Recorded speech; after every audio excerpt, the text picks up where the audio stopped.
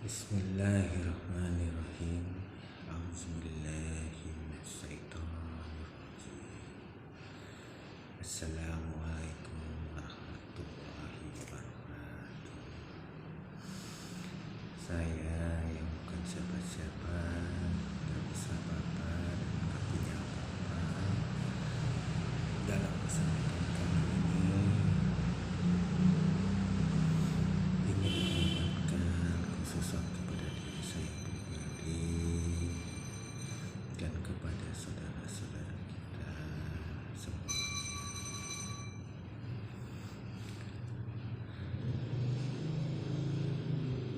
Yang akan dibahas kali ini mengenai fitrah ilmu, dimana alhamdulillah wa syukurillah fitrah ilmu itu sendiri adalah Allah Subhanahu wa ta'ala.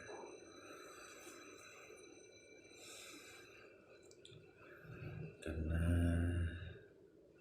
seperti kita ketahui dan kita pelajari di semua kitab Allah, yang mana kitab yang terakhir yakni kitab Al-Quranul Karim yang telah disempurnakan oleh Allah Subhanahu wa ta'ala.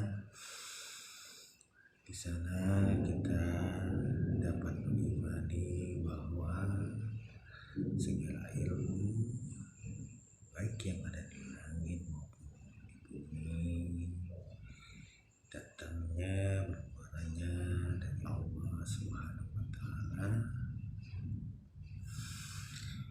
yang dikirimkan melalui para malaikat kepada manusia-manusia terpilih, yakni para nabi dan para rasul, yang mana dari kesemua beliau yang paling utama mengajarkan adalah tauhid, yakni hanya menyembah kepada Allah tanpa ada yang disekutukan, hingga segala sesuatu yang dibutuhkan oleh kita sebagai manusia ciptaan Allah untuk mengenal Allah Subhanahu wa ta'ala dan untuk cara kita untuk mendekatkan diri kepada Allah sebagai makhluk ciptaan yang berserah diri. Wallahi, semakin kita mempelajari, semakin kita mencari tahu hak atau kebenaran yang datangnya dari Allah, semakin kita merasa bukan siapa-siapa, gak bisa apa-apa dan gak punya apa-apa. Alhamdulillah.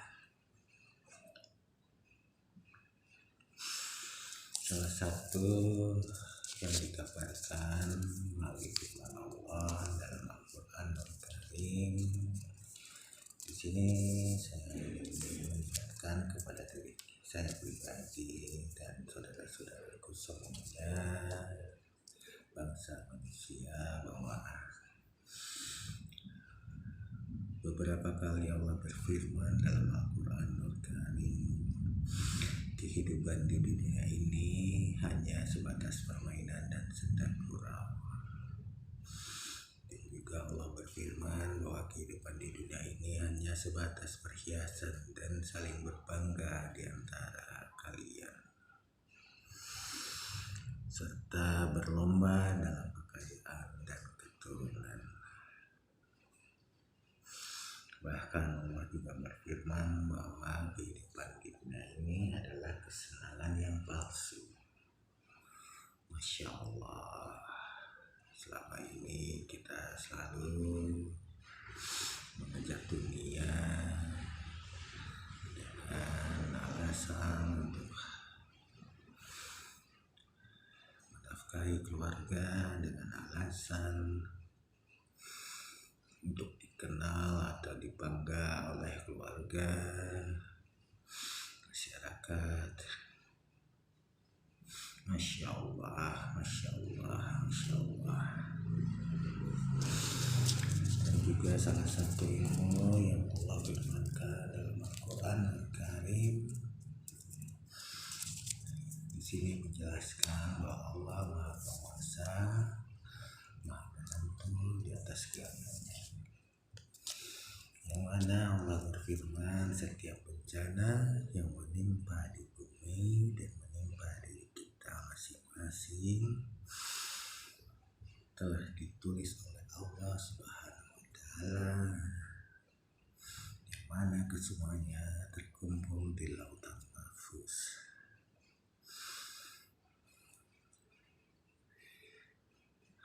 Allah, agar kita bangsa manusia yang di dalam kehidupan di dunia ini tidak diberikan kelebihan oleh Allah Subhanahu wa Ta'ala untuk tidak bersedih,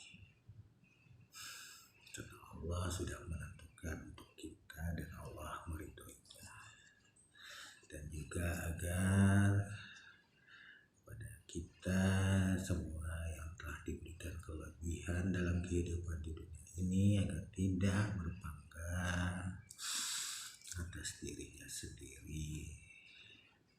Dalam arti kata, jangan pernah merasa apa yang kita miliki adalah hasil dari kita, hasil dari usaha kita, hasil dari kecintaan kita, hasil dari keilmuan kita. Nauzubillah min dzalik.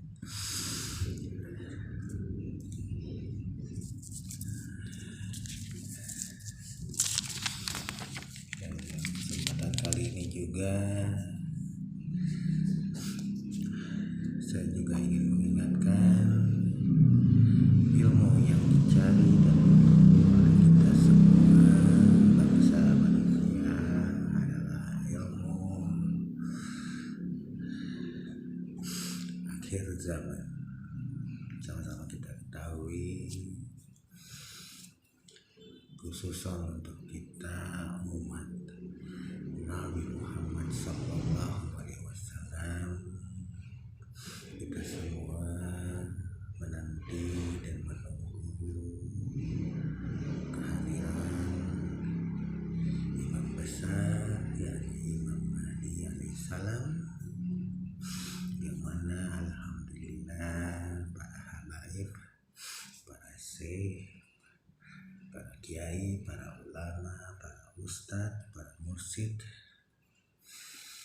di semua belahan bumi sudah seringkali memberikan kajian, memberikan tausiah kepada kita semua bahwa akan datangnya beliau di akhir zaman ini.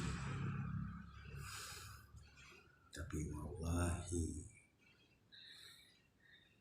mari kita coba menjadi manusia yang berakal.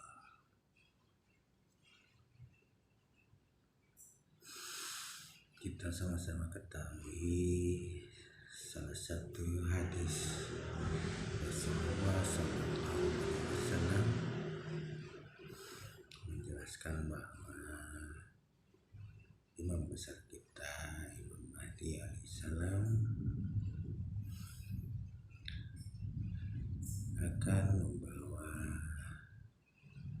akan meninggikan khilafah sesuai di zaman nubuwah, yakni di zaman beliau.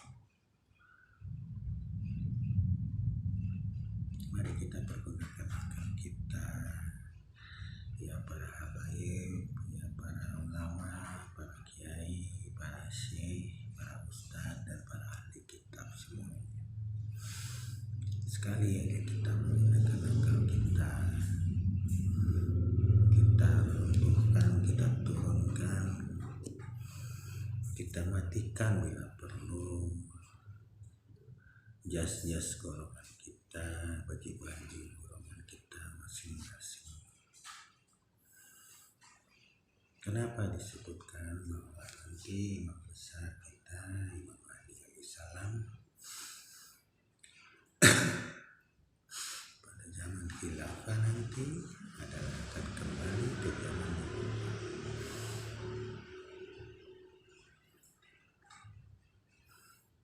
Karena Allah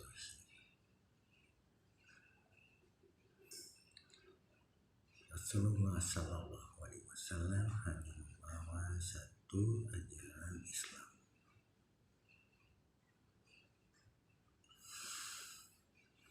Jadi untuk kita yang masih membawa bendera golongan masing-masing, coba kita pertanyakan kepada diri kita, terutama para pemimpin di tiap-tiap golongan tersebut, apakah kita punya hak? Apakah kita berani untuk meminta kepada Allah Subhanahu wa Ta'ala menjadikan kita sebagai pasukan Imam Mahdi alaihissalam?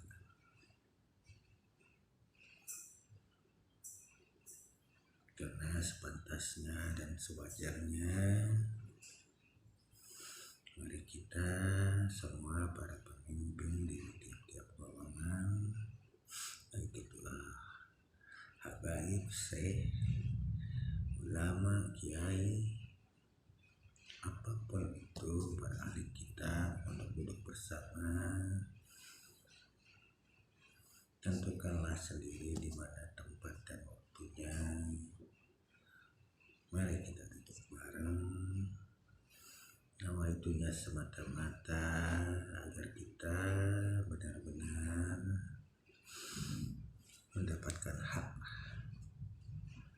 untuk kita diizinkan dan diridhokan oleh Allah Subhanahu wa Ta'ala menjadi bagian dan kelompok imam besar kita Imam Mahdi alaihissalam. Mari kita duduk bersama, kita runtuhkan, kita matikan kebanggaan, afwan, kesombongan dari tiap-tiap golongan kita untuk kembali ke ajaran yang satu.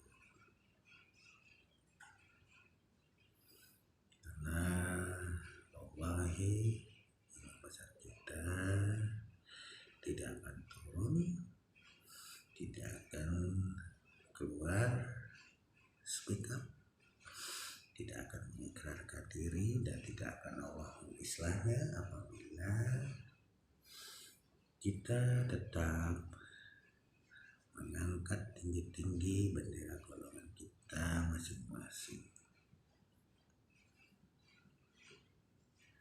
Jadi di sini saya untuk mengingatkan kepada para pemimpin dari tiap-tiap golongan, ayo,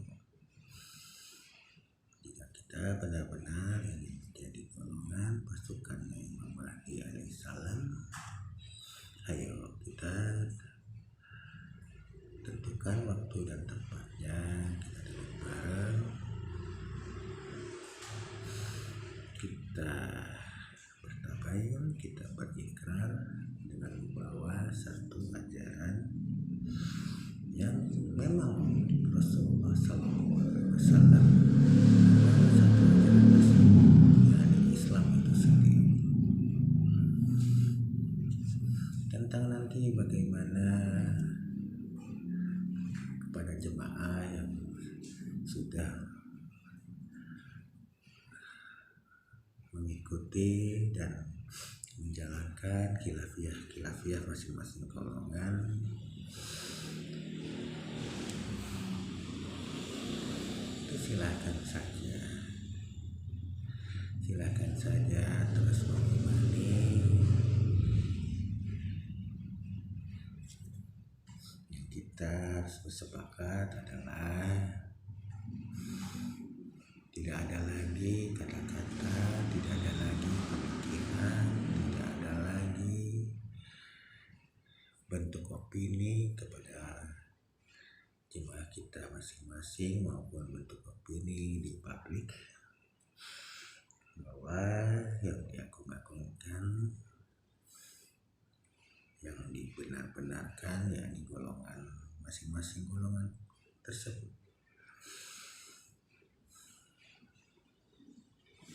Marilah kita bertabayun, kita kembali menjaga ukhuwah, kita kembali membawa ajaran yang satu, dan biarlah nanti membesar kita yang akan memberikan titah khilafiyah yang mana yang harus kita jalankan. Sampai pada saat itu, biarkanlah jemaah-jemaah kita tetap menjalani khilafiyah masing-masing. Yang utama adalah janganlah jemaah kita giring, kita bentuk opini bahwa golongan kita yang paling benar.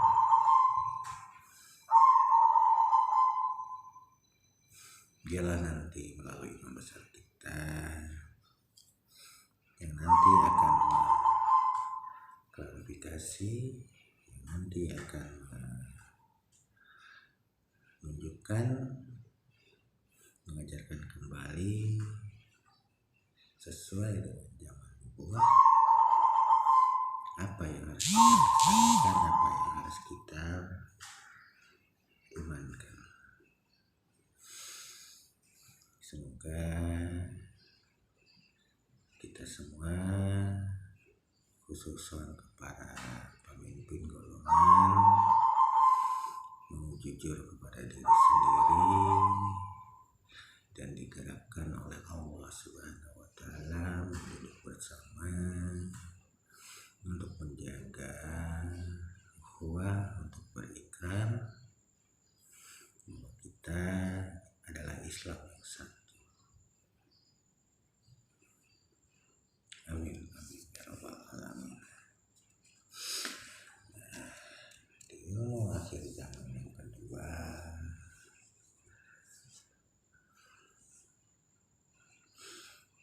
yakni mengenai tentang Masih Dajjal. Wallahi, di sini saya selalu mengingatkan kepada diri saya pribadi khususnya dan kepada saudara-saudaraku sebangsa manusia. Jika kita benar-benar sudah beriman kepada Allah, jika kita benar-benar sudah beriman kepada malaikat-malaikat Allah, jika kita sudah benar-benar beriman kepada Rasulullah Sallallahu Alaihi Wasallam, dan jika kita benar-benar sudah beriman kepada hari akhir, dan jika kita juga benar-benar sudah beriman kepada qada dan qadarnya Allah, pastinya kita mengenal fitrah Allah. Jadi alhamdulillah wa syukurillah, kita mengetahui melalui firman-firman Allah dan hadis Rasulullah Sallallahu Alaihi Wasallam, mulai dari sejarahnya Dajjal itu sendiri. Kita tahu itu siapa, dan juga kita tahu bahwa Dajjal itu sendiri dan juga dengan bangsanya sama seperti kita, bangsa manusia adalah ciptaan Allah Subhanahu wa Ta'ala. Jadi jika kita mau tergerak untuk mengenal ilmu Allah, mengenal Allah itu sendiri, sudah sepantasnya dan sewajarnya kita tidak boleh takut pada bangsa-bangsa mereka. Kenapa saya mengingatkan hal ini? Karena alhamdulillah wa syukurillah ada dalam satu hadis Rasulullah SAW disebutkan pada masanya nanti ada satu pemuda yang Masya Allah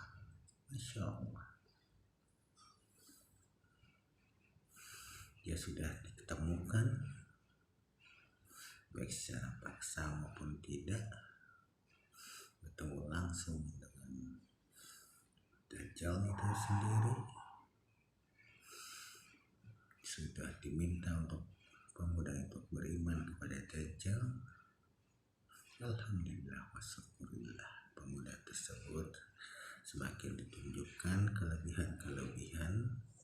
Dajjal tersebut tetap dengan keimanannya, tetap yakin bahwa sosok yang ada di dalam depan pemuda tersebut adalah Al-Masih Ad-Dajjal. Kenapa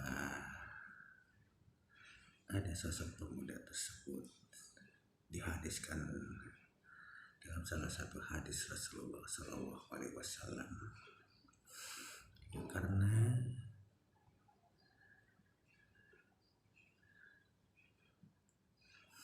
pemuda tersebut benar-benar mencari ilmu Allah. Pemuda tersebut benar-benar tahu fitrahnya dan juga tahu fitrah Dajjal tersebut, bahwa kita berdua adalah bangsa yang sama. Mereka bangsa jin, kita bangsa manusia, sama-sama diciptakan oleh Allah Subhanahu wa Ta'ala.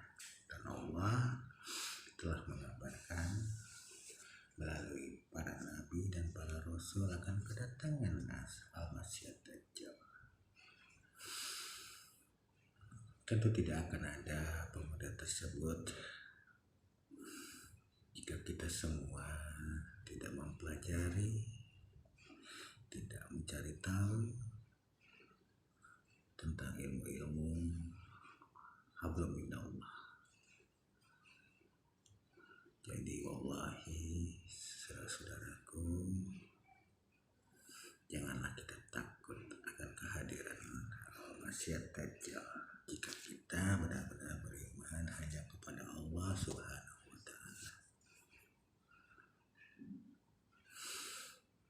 Lalu ada pertanyaan, bagaimana tentang hadis Rasulullah SAW yang mengatakan dalam salah satu hadisnya, jika kamu sudah mendengar Al-Masih Ad-Dajjal sudah datang di kotamu, segera larilah. Karena orang beriman sekalipun pasti akan tergoda dengan apa yang dibawa oleh Al-Masih Ad-Dajjal. Mari kita sama-sama menggunakan akal kita, karena Rasulullah SAW melihat secara luar umatnya pada zaman tersebut lebih beriman daripada yang lainnya, tapi tetap tergoda. Itu menandakan bahwa iman kita pada zaman tersebut itu belum benar-benar beriman kepada Allah. Buktinya ada salah satu pemuda tersebut disebutkan dalam hadis Rasulullah. Nah, yang jadi pelajaran di situ juga Allah mengkabarkan pada Rasulnya dalam salah satu hadisnya bahwa untuk laki-laki untuk segera datang ke rumahnya untuk mengikat para perempuan yang ada dalam keluarga kita. Tentunya bukan secara harfiah. Di sini dijelaskan yang bisa kita tangkap bahwa dengan kondisi kita, kehidupan kita sekarang, kita lebih memenuhkan kebutuhan dunia daripada kebutuhan akhirat, baik itu kepada keluarga kita, baik itu kepada pasangan kita, maupun kepada anak keturunan kita. Pengertian daripada kita mengikat khususan kepada para wanita dalam keluarga kita, baik itu ibu, baik itu pasangan, istri, baik itu anak perempuan kita, baik itu tante kita, baik itu kakak kita, jika mereka ada di rumah kita, harus diikat. Maksudnya diikat ini adalah kita selalu dan lebih memenuhi kebutuhan akhirat kita dengan mengajak keluarga besar kita untuk selalu hadir dalam kajian-kajian agar keluarga kita terhindar daripada godaan-godaan apa yang akan dibawa oleh Al-Masih Dajjal.